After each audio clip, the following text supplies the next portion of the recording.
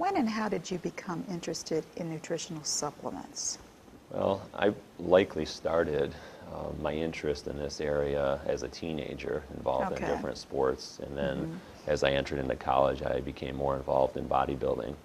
In that particular area, or that particular sport, of course, is inundated with products. If you read the popular, magazines, if you're Oh, it is, around isn't those it? Yeah. individuals, most bodybuilders are taking a number of different products. So I started reading, everything I could get my hands on, multiple magazines per week, that sort of thing.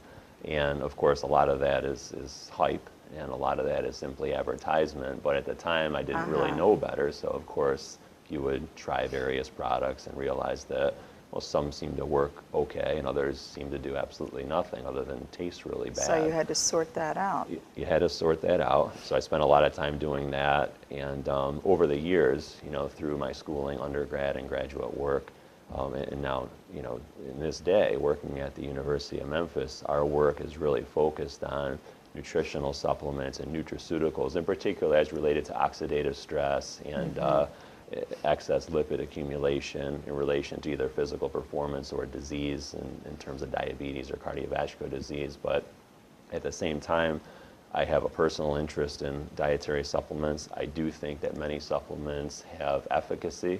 I think many more supplements have absolutely no evidence of